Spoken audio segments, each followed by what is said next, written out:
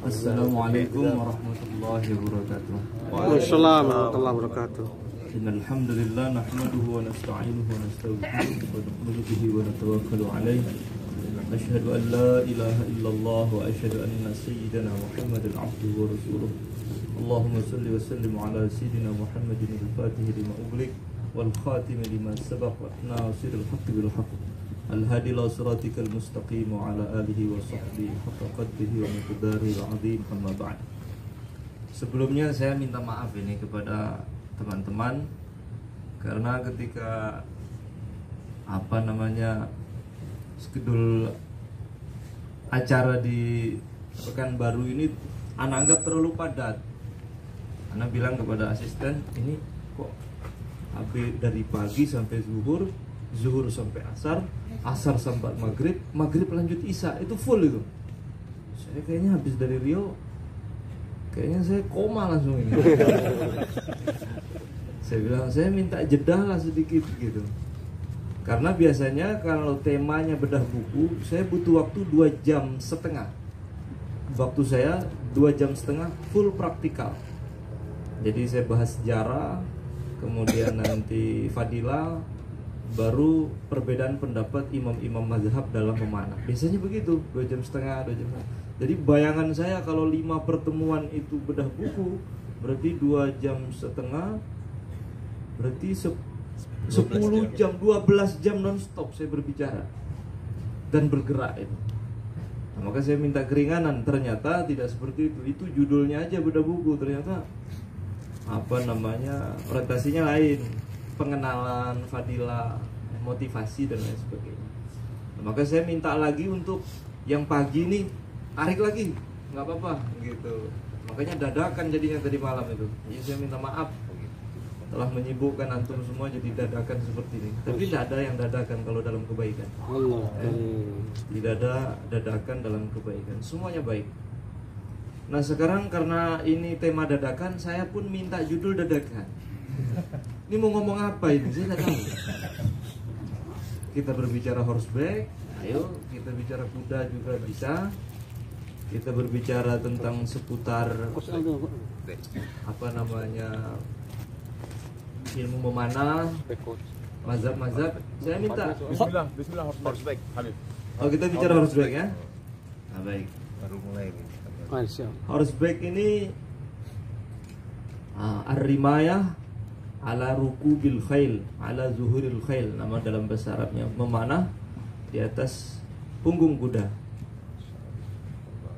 Saya punya manuskrip judulnya Gunyatur Rami fi Ghayatil Marami lil Ma'ani. Ini manuskrip ini tulisannya Imam Taibugo Al-Baklamisi. Beliau seorang jenderal Mamluk.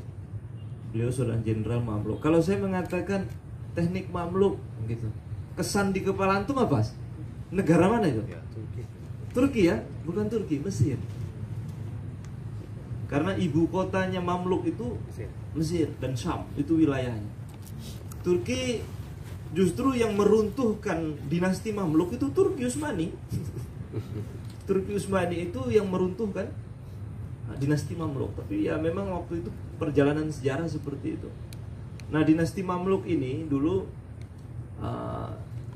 ada namanya Atabek. Atabek itu semacam orang kaya. Dia kalau sekali beli budak tuh 3.000 langsung. Budak-budak kecil, anak-anak budak hamba sahaya. Nah mereka anak-anak kecilnya dikader. Karena tempatnya itu di pinggir sungai Nil, maka namanya Mamluk Bahriya. Tentara-tentara di kalangan para budak yang dikader jadi tentara. Nah di dalam barak militer itu mereka bukan hanya dilatih tentang ilmu perang, tapi juga dilatih, mereka diajarkan ilmu fikih, ilmu sastra, hafal Quran. Maka tidak sedikit dari tentara-tentara Mamluk itu setelah mereka pensiun jadi tentara, mereka jadi ulama besar. Ada yang jadi sastrawan, termasuk Imam Taibugo. Ini beliau mengubah tentang prinsip-prinsip horseback itu dengan menggunakan untaian-untaian syair Arab. Padahal Imam Taibugo itu orang Yunani. Nama aslinya Taibugo Al-Ashrafi Al-Baklamisi Al-Yunani. Jadi dari Yunani. Nah, beliaulah yang menyusun sebenarnya buku atau kitab yang beliau tulis itu adalah dokumentasi pelatihan selama beliau berada dalam camp militer. Setelah pensiun ditulislah diantaranya ilmu horseback. Nah, horseback di dalam apa namanya, di dalam ilmu memanah berkuda ini, kalau beliau mengatakan ini nihaya, puncak. Karena di dalam hadis riwayat Abu Daud, Rasulullah SAW bersabda, warmu wargabu, wa antarmu ahabbu ilayya min antar. Memanahlah kalian dan berkuda. Jadi memanah dan berkuda. Tapi kalau seandainya nggak bisa digabung dua disiplin ini, antarmu, kalian memanah, ahabbu ilayya, lebih aku suka daripada kalian naik kuda. Nah, maka kalau kita lihat dari tuntutan umat, tuntutan apa namanya zaman, menunggang kuda, ilmu menunggang kuda dan memanah ini adalah dua disiplin yang disebutkan langsung di dalam Al-Quran. Dua ini. Maka Nabi mengatakan kalau gabung dua-duanya itu lebih bagus. Tapi kalau karena sulit ya, menggabungkan dua disiplin ilmu ini, memanah, berkuda, maka Nabi mengatakan kalian memanah lebih aku suka daripada berkuda. Karena berkuda itu memang harus ada kuda, harus ada tempat, harus di Temboro itu kurang lebih ada mungkin kemarin informasinya 83, yang terbaru mungkin 100 lebih kuda di Temboro. Berapa? 106 ekor kuda. Satu kuda setiap bulan 2 juta. Lebih mahal biaya hidup per bulan kuda daripada santri yang mondok itu sendiri di Temboro itu. Saya lihat itu kalau sakit itu dikasih habatus sauda, dikasih madu. Saya sakit tak pernah dikasih madu. Saya bilang, itu nanti kalau manah ya keringet-keringetan sendiri, sembuh-sembuh sendiri. Jadi memang perlu iman khusus itu untuk mengumpulkan dua disiplin ilmu ini.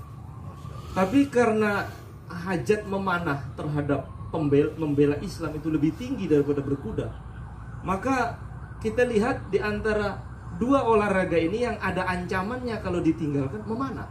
Tidak ada satupun ancaman kalau orang itu suka kuda terus berhenti berkuda, nggak ada ancamannya. Tapi kalau memanah, wah berat. Maka kalau memanah nggak ada liburnya, nggak ada libur. Tapi kalau berkuda boleh libur, boleh libur. Maka Nabi memprioritaskan dari segi hajatnya umat itu kepada salah satu dari dua olahraga ini. Tapi kalau mau puncak, gabungkan. Nah, antum ini kalau sudah horseback berarti apa itu ya? Apa namanya? Mungkin kalau di surga tuh, kalau dilihat surganya tuh silau. Karena setiap lontaran anak panah itu darajatun fil jannah. 1 derajat di surga. Kita berbicara mengenai horseback. Kalau memanah, kalau ditinggalkan berat. Di dalam sebuah riwayat, man ta'allama ramya ba'dama 'alimahu falaysa minna. Barang siapa yang belajar memanah kemudian dia tinggalkan, maka dia bukan termasuk golonganku. Dalam riwayat lain, faqad asa, dia telah bermaksiat kepada Allah. Dalam riwayat lain, faqad kafar, dia telah kufur nikmat. Dalam riwayat lain, nikmatun sulibaha, nikmat yang dicabut oleh Allah dari dalam diri dia. Itu berat. Jadi kalau sudah memanah, tidak boleh berhenti. Memanah itu seperti kelas ninja, bisa masuk, nggak boleh keluar. Keluar mati kita. Nggak boleh, kita maksiat, nggak boleh. Dan dia harus terus istiqomah. Istiqomah harus terus. Tekniknya itu harus selalu dijaga, diawasi. Kalau memanah, maka Imam Abdullah ibnu Maimun beliau mengatakan 3 hari saja seseorang tuh nggak memegang busurnya, maka dia telah balik jadi pemula, balik lagi. Jadi dia harus kontinu latihan terus, maka nggak boleh berhenti tuh. Terus kalau memanah. Maka ada seorang sahabat namanya Sayyidina Uqbah ibnu Amir, umurnya 70 lebih, tapi latihan mana terus, tertati-tati, mungkin kakinya nyabut anak panah itu bolak-balik. Maka ada seorang tanya kepada Sayyidina Uqbah ibnu Amir, sudah tua, kenapa terlalu memaksakan diri memanah seperti ini? Maka beliau mengatakan, kalau bukan karena telinga saya ini pernah mendengar langsung Rasulullah SAW bersabda, Man ta'allama ar-ramya, man taraka ar-ramya ba'da ma 'alimahu. Barang siapa yang meninggalkan memanah selepas dia tahu, falaisa minna. Saya tak istirahat sebenarnya, tapi berhubung kuping saya langsung mendengar sabda itu dari Nabi, maka saya nggak akan tinggalkan. Maka Sayyidina Uqbah ibnu Amir ketika wafat, beliau meninggalkan 70 busur. Masing-masing busur ada quivernya, dan masing-masing quiver ada anak panahnya sendiri-sendiri. Dan beliau berwasiat, kalau saya wafat, seluruh 70 busur saya dengan quiver dan anak panahnya saya infakkan fisabilillah. Jadi sahabat itu sekali dengar hadis ancaman tidak boleh meninggalkan, itu sudah cukup. Itu busurnya sudah 70 itu. Artinya langsung serius dan total dalam memegang ilmu ini. Nah, kita ini butuh seperti itu. Butuh seperti itu. Jadi antum lihat kudanya, rasanya berkuda, rasanya memanah itu lain. Saya agak sulit saya bicara. Oke, ini kebetulan ada ini. Antum perhatikan makanan yang ada di depan saya. Tahu dengan pastel ini sama nggak rasanya? Tapi kan sama makanannya kan.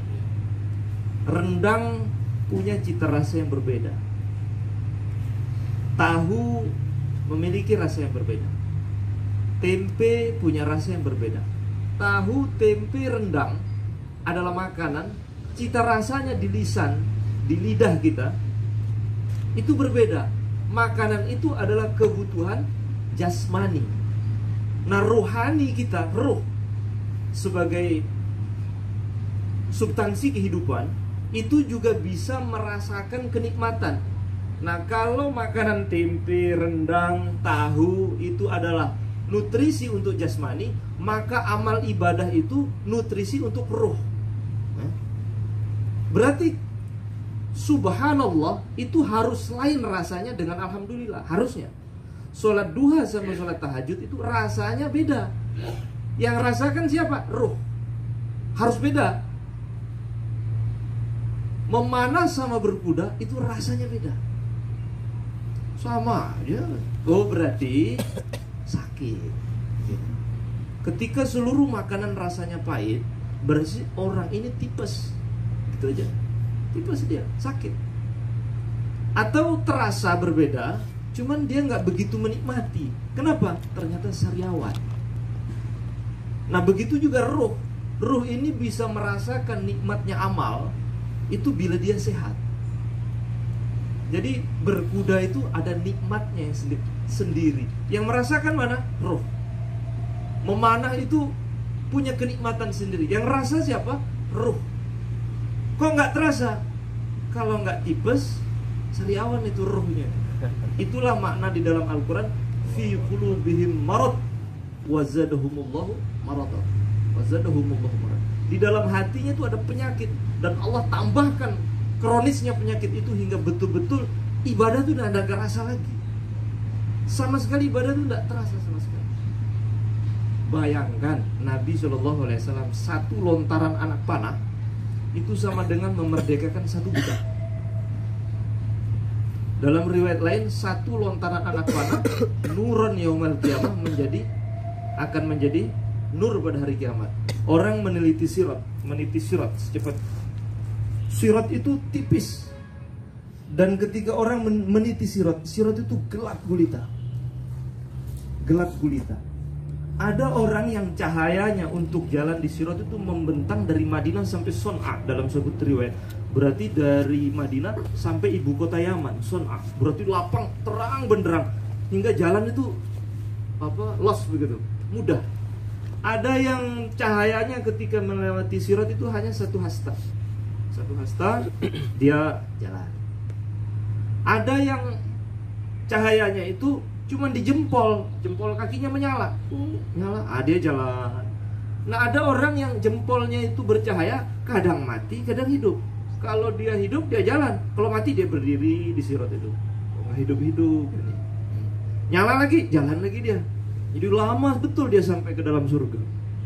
Nah, ada amalan-amalan khusus oleh Rasulullah SAW diberitahu akan menjadikan nur pada hari kiamat. Di antaranya berangkat sholat subuh dalam keadaan gelap gulita.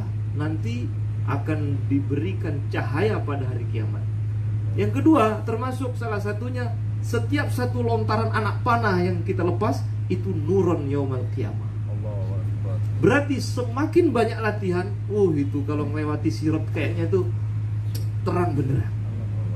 Seandainya ketika kita melepaskan anak panah kita hadirkan janji Rasulullah ini, kan kecil lah urusan-urusan yang tidak substansi, apalagi cuman beda. Yang benar tuh begini, hal-hal yang remeh-remeh dijadikan persoalan. Aneh. Memang sesuatu tuh kalau nilainya besar, biasanya ujiannya juga ikut besar. Jadi pemanah ini adalah orang yang paling mudah khilaf sejak dulu itu. Tapi khilafnya itu lebih baik dulu daripada sekarang. Kalau ikhtilafnya orang dulu, ikhtilaf para ulama. Kalau sekarang ikhtilaf para juhala. Kalau dulu ikhtilafnya itu orang-orang alim. Kalau ini ikhtilafnya sama-sama bodoh. Ibarat saling jambak tapi sama-sama botak. Nggak tahu mau jambak apa. Iya, sama-sama nggak punya ilmu, bertengkar, berdebat. Ini aneh ini. Zaman dahulu Imam Abu Hashim sama Imam Thohir itu nggak pernah akur itu pengikutnya. Kata pengikut Imam Abu Hashim kalau di medan jihad, kata pengikut Imam Abu Hashim itu, lihat tuh, orang-orang bermazhab Thohir, itu tembakannya pendek katanya. Karena mereka itu kalau nembak itu berhadapan dengan target. Jadi kalau saya megang busur begini, posisi tangannya 1. Kalau saya miringkan badan saya 2. Kalau saya total 3. Berarti semakin miring tarikannya semakin panjang. Maka orang-orang mazhab Imam Abu Hashim, karena mereka itu miring total, tembakan kami itu lebih mematikan daripada tembakannya orang bermazhab Thohir. Tersinggung orang mazhab Thohir, kata balas lagi, memang tembakan kami itu tidak begitu panjang, tarikan kami tidak begitu panjang. Tapi kalian orang-orang mazhab Abu Hashim, karena miring itu lengannya nggak ada yang selamat, itu mesti kena string semua. Memang begitu kenyataannya. Jadi dulu terjadi perbedaan, tapi tidak ada satupun di antara mereka yang mundur dari barisan jihad berhubung karena beda mazhab. Ada. Tapi kita ini cuma beda hal, ada kecil. Sudah nggak mau datang kalau ada perlombaan di sana, ada dia nggak di sana? Ada Pak Ibu di sana? Kalau ada Pak Ibu saya nggak mau datang. Ini kan namanya istilah juhala, ini namanya perbedaan pendapat orang-orang bodoh, aneh. Nggak seperti itu kita dalam memanah. Memang memanah itu ujiannya besar. Dulu ada seorang imam besar, namanya Imam Abu Ja'far Al-Harawi. Imam Abdul Hasan Ja'far Al-Harawi ini, beliau menemukan teknik memanah lurus di bawah tali. Jadi beliau dulu orang kaya. Imam Abdul Hasan Ja'far Al-Harawi itu beliau orang kaya. Beliau telah menghabiskan seluruh hartanya untuk belajar ilmu memanah. Akhirnya beliau menemukan teknik memanah lurus di bawah tali. Jadi kalau target itu dipasang, nanti di tengah target itu dipasang tali lurus, nanti dipasang sebuah pasak diikat, nanti beliau memanah di bawah tali itu. Nanti anak panah melesat lurus di bawah tali sampai ke target, terus begitu. Jadi beliau yang menemukan.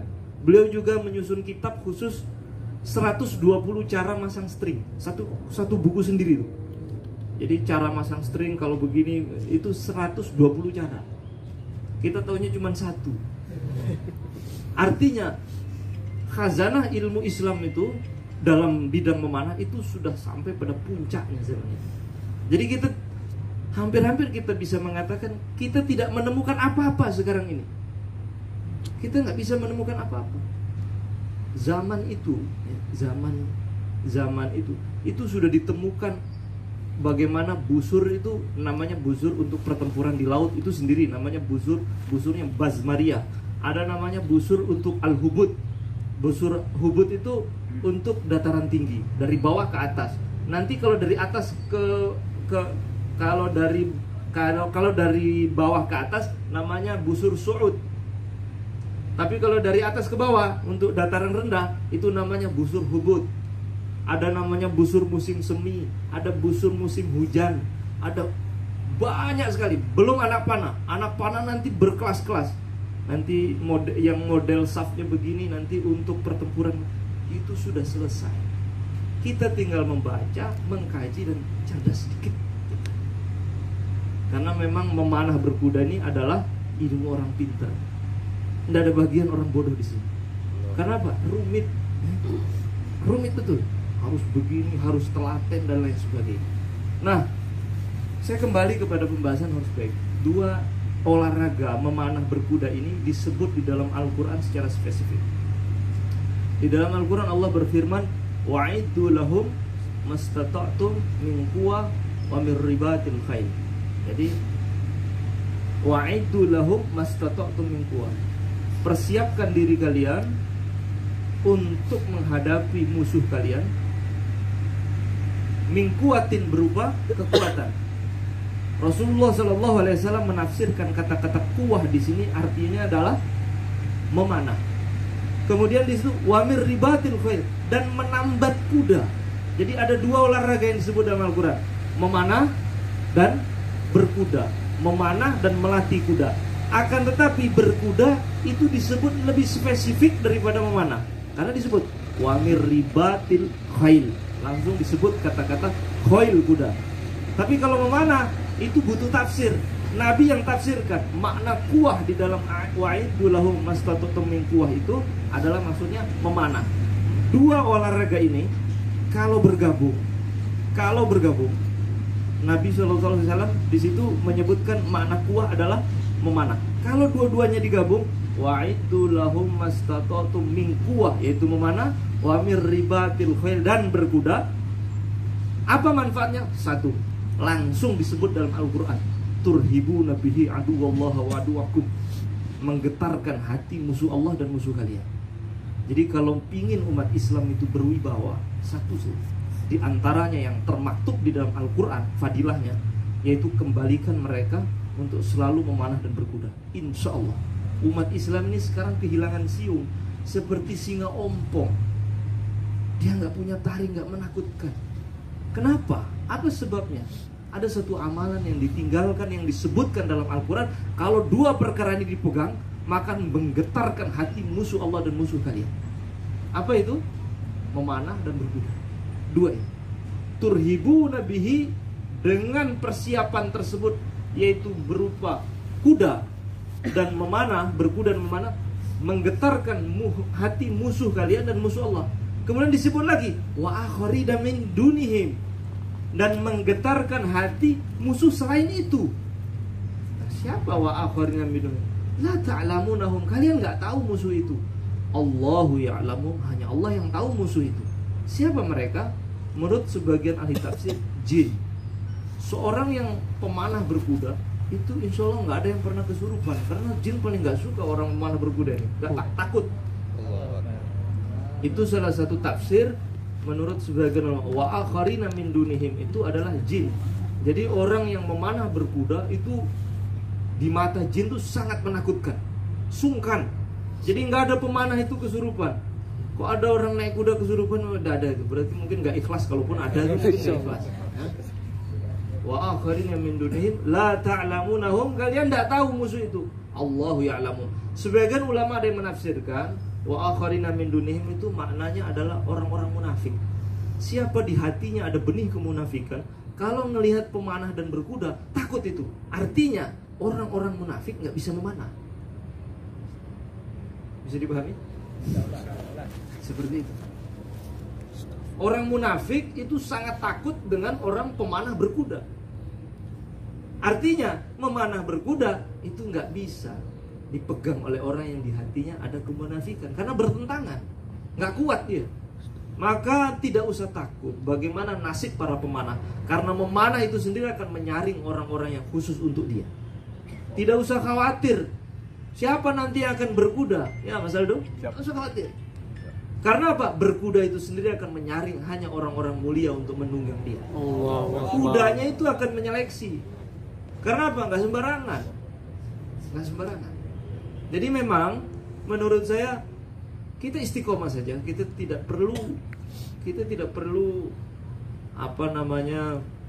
menguras energi pikiran kita hingga kita berikhtilaf atau bertengkar dengan saudara muslim kita, terus saja istiqomah, nanti Allah Subhanahu wa taala akan datangkan teman-teman yang mulia. Bahkan teman-teman yang kalian tidak pernah lihat. Siapa itu? Di dalam sebuah hadis Rasulullah SAW bersabda, ada 3 permainan yang selalu dihadiri oleh para malaikat. Pertama, yaitu ketika orang melatih kudanya. Jadi ketika orang asik melatih kudanya diputer, itu ada malaikat khusus dari langit itu turun, ikut menyaksikan. Antum tidak lihat. Antum bilang, "Beb, di Pekanbaru nih saya nggak punya teman berkuda nih." Kata siapa? Malaikat yang hadir itu apa antum nggak anggap itu? Allah. Ada temannya gak? Beb, kami memanah di Pekanbaru ini dikit orangnya. Nggak apa-apa, yang penting yang rame yang dari langit. Nggak apa-apa. Maka Imam Ibnu Qayyim beliau mengatakan, kalau kalian memanah dan berkuda pakai minyak wangi, karena malaikat itu suka yang wangi-wangi. Allah. Sorry. Ada yang jualan minyak wangi? Oh gitu, bener itu yang bener. Pas. Nah, jadi kalau memanah itu pakai minyak wangi. Niatnya apa niatnya? Menghormati tamu-tamu dari langit. Allah. Itu niatnya. Bayangkan, ada nggak olahraga yang intensitasnya itu dengan malaikat, kecuali memanah dan berkuda. Jadi jangan merasa tidak punya teman. Teman itu banyak, masalahnya teman itu banyak. Minyak wangi, ya. Ada satu hal lagi, malaikat tuh paling nggak suka gambar. Maka kalau bisa target tuh jangan begitu tuh. Harimau Korea. Tidak ada Korea. Harimau Korea. Mau kita bunuh gitu masalahnya. Jadi dalam satu hadis, la tadkhulul malaika baitan fihi kalbun wa taswir. Tidak akan masuk malaikat rahmat di suatu tempat yang di situ ada anjing dan gambar. Jadi kalau antum memanah, targetnya itu ada gambar hewan seperti itu, malaikat yang tadinya datang nggak jadi. Nggak jadi. Karena malaikat rahmat itu tidak bisa di suatu tempat yang ada gambarnya. Kalau bisa ya biasa saja gitu. Yang bulat-bulat itu apa? Turki. Tetap bisa manah kan? Jadi ini kita orientasi kita ini langit bukan bumi. Ya. Jadi kita berbeda dengan hal-hal dengan para pemanah-pemanah yang lain yang menganggap memanah ini hanya sebuah olahraga atau sebuah kesenian atau lain sebagainya. Tapi memanah ini di mata orang-orang beriman seperti bagaimana yang dianggap oleh ulama salaf dulu, ini suluk. Memanah ini apa? Suluk. Arahnya itu tazkiyatun nufus, pembirisan jiwa, membersihkan hati. Berkuda juga demikian. Nah, kemudian saya lanjutkan ayat tadi, wa akharina min dunihim la ta'lamunhum Allahu ya'lamu. Kemudian anehnya, ayat itu ditutup dengan ayat infak. Wa ma tunfiqu min syai'in fi sabilillah yuwaffa ilaikum wa antum la tuzlamun. Artinya, busur itu mahal. Kuda itu mahal, ngurusnya itu mahal. Anak panah itu mahal. Nah, maka ditutup dengan ayat infak. Apa yang kalian keluarkan untuk kuda, untuk makan kuda, untuk beli busur, untuk beli panah yang mahal-mahal itu, Allah akan ganti fid dunya wal akhirat wa antum la tuzlamun. Itu maknanya. Allah.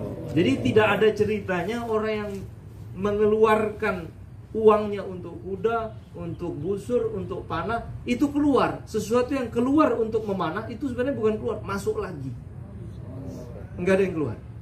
Maka setahu saya, tidak ada ceritanya pemanah atau berkuda itu setelah dia menggeluti ilmu memanah berkuda, kok tambah miskin tuh belum pernah saya temukan satu pun. Kalaupun ada, mungkin nggak ikhlas. Kalaupun, tapi setahu saya belum pernah. Karena selalu naik dia, naik gitu. Karena ini janjinya Rasulullah di dalam hadisnya. Dalam satu hadis yang diriwayatkan oleh Sayyidina Ibnu Abbas, Rasulullah SAW bersabda, "Man ta'allama ar-ramya, barang siapa yang belajar memanah, a'tahullahu salasata asya'a fid dunya." Barang siapa yang belajar memanah, Allah akan beri dia 3 perkara di dunia ini. Artinya, nggak ada master dalam memanah itu. Karena belajar terus. Karena di situ dikatakan barang siapa yang belajar, artinya selalu belajar. Enggak, jangan merasa diri, saya ini sudah master, semua sudah saya lalap itu ilmunya. Enggak. Maka Imam Taibugo beliau mengatakan, seandainya Allah panjangkan umurmu lebih dari umurmu yang sekarang, dan kamu habiskan semua untuk belajar ilmu memanah, kamu tidak akan bisa menguasai secuil pun dari ilmu memanah ini. Belum. Karena luas sekali. Luas sekali memanah. Barang siapa yang belajar memanah, Allah akan berikan dia 3 perkara di dunia. Pertama, al-haibatu indan nas. Al-haibatu indan nas. Allah akan al-izzatu indan nas. Allah akan berikan dia keagungan di mata manusia. Orang memanah itu Allah Subhanahu wa taala akan berikan dia al-izzatu indan nas, wibawa di mata manusia. Jadi orang itu pingin dihormati. Dia butuh uang sekian miliar, nanti dia tempel fotonya di pinggir-pinggir jalan, ditulis di bawahnya, pilihlah atau cobloslah. Itu dia telah mengeluarkan uang ratusan juta biar diagungkan manusia. Nggak bisa, malah posternya tuh ditaruh di pintu WC umum oleh sebagian orang. Kalau mau hidup kita ini agung, terhormat di mata manusia, sesuai dengan hadis Nabi, memanah. Al-izzatu indan nas. Minimal ya terhormat di mata istri lah, lumayan lah. Lumayan. Yang kedua, Allah Subhanahu wa taala akan berikan di dunia al-haibatu indal a'da, kewibawaan di mata musuh. Jadi orang tuh kalau memanah itu berwibawa di mata musuhnya. Nah, kita umat Islam ini kehilangan siung. Nah, sekarang ini misi kita mensiarkan memanah ini bukan hanya untuk sebagai permainan, tapi upaya untuk mengembalikan wibawa umat Islam. Yang ketiga, as-sa'atu fir rizki, Allah akan lapangkan rizkinya. Jadi barang siapa yang belajar memanah di dunia, Allah Subhanahu wa taala akan lapangkan rizkinya. Coba antum, saya tanya, setelah antum pegang ini ilmu memanah ini, olahraga mana nih, angkat tangan yang setahu saya tambah melarat aja, saya angkat tangan. Siapa tambah meningkat, alhamdulillah rezekinya tambah dilapangkan, lapangkan. Angkat tangan. Ada satu hal yang saya harus garis bawahi di sini. Rizki di dalam hadis itu di kepala antum tadi langsung fulus ya? Iya. Masya Allah. Harta begitu? Hah? Kakak istri. Rizki itu ada 2. Kata Imam Ghazali, rizki itu ada 2. Ada rizki zohir, ada rizki batin. Rizki zohir untuk menopang kehidupan zohir kita, jasmani. Ada rizki batin untuk menopang kehidupan batin. Rizki batin itu khusyuknya sholat, ikhlas, ridho dengan pemberian Allah. Itu tidak kalah pentingnya rezeki itu. Antum ya, kalau punya uang nih di kantong sekarang, ATM isinya di kantong tuh 2 miliar. Tapi antum jalan dari sini sampai ke rumah, orang cemberut semua, enak gak punya duit. Berarti senyumnya orang kepada antum tuh rizki dari Allah. Pulang ke rumah nggak bawa duit nih, nggak bawa duit, bawa nasi bungkus, 3 bungkus untuk istri, untuk anak, untuk antum. Di depan pintu istri sudah senyum menunggu. Tiba-tiba dari bawah ketiak istri muncul anak Abi begitu dengan riang, tertawa, sehat. Sambutan mereka di depan rumah itu rizki dari Allah. Itu tidak bisa dibeli dengan uang. Tidak bisa dibeli dengan uang. Itulah rizki. Itu teman-teman yang ada di samping antum duduk, seandainya tahu aib antum, nggak bakal mau duduk di samping. Oh, ternyata begini dia ternyata. Allah tutup aib kita hingga teman-teman kita menganggap kita ini orang baik. Itulah rizki dari Allah. Itu rizki dari Allah. Maka kita jaga. Kita jaga. Nah, orang memanah itu Allah akan lapangkan rizkinya zuhir batin. Orang itu senang rasanya tuh, megang busur tuh gembira rasanya. Kemudian Allah Subhanahu wa taala akan memberikan para pemanah itu 3 perkara kelak di akhirat. Wa antahullahu salasata asya' fil akhirah. Nanti kelak di akhirat ada 3 lagi yang diberi setelah diberi di dunia.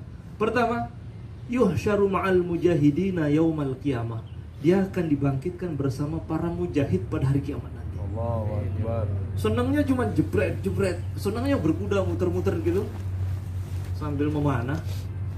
Tiba-tiba nanti ketika dibangkitkan pada hari kiamat, nengok kanan kiri, Masya Allah, ini siapa di samping saya kok? Mancung-mancung ini siapa? Kenalan antum siapa? Saya Sultan Muhammad Al-Fatih. Allah. Kalau antum siapa? Saya Sultan Salahuddin Al-Ayyubi. Kok saya ada di sini ya? Ternyata karena dia ikhlas belajar memanah, Allah bangkitkan bersama para mujahid kelak pada hari kiamat. Memanah saja, terus memanah berkuda. Tahu-taunya nanti kita dibangkitkan bersama mereka. Yang kedua, yujawwizus sirata kal barqi. Orang yang belajar memanah itu akan meniti sirat secepat kilat. Langsung sampai.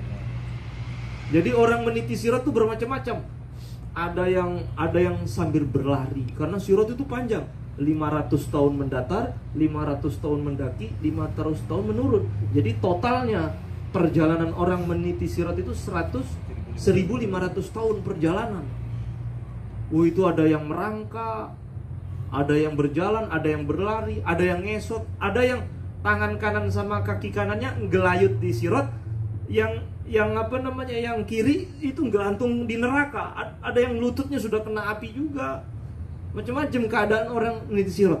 Orang yang ikhlas belajar memanah melewati sirat secepat kilat, langsung sampai. 1500 tahun itu ditempuh dalam waktu kalbarki, seperti kilat yang menyambar, langsung sampai. Alhamdulillah. Nah, kalau kita sudah tahu fadilahnya sebesar ini, baik untuk dunia atau akhirat kita, mau nggak kita diusik dengan hal-hal remeh? Kadang mangkel rasanya tuh. Kecil, urusan-urusan yang nggak penting itu, hanya urusan ini hanya dia itu nggak jelas itu. Dia ada surat-surat, cuman hal-hal nggak penting-penting lah. Tidak ada yang substansi, karena orientasi kita, pikiran kita itu adalah akhirat kita. Yang terakhir, orang yang belajar memanah itu akan dianugerahkan nanti kelak di akhirat, yadkhulul jannata bighairi hisab. Masuk surganya itu tanpa hisab. Apa maksudnya tanpa hisab? Orang masuk surga itu ada dua model hisab. Ada namanya hisaban yasiro, ada namanya hisaban ghalizo. Ada orang itu masuk surga tanpa hisab, ada namanya masuk surga bil hisab, tapi hisaban yasiro. Hisaban yasiro itu begini, dipanggil, pertanyaannya global. Dulu kamu di dunia nggak pernah jaga mata ya, sering maksiat ya matamu ya. Maka dia mengatakan, benar ya Allah, saya nggak menjaga mata saya.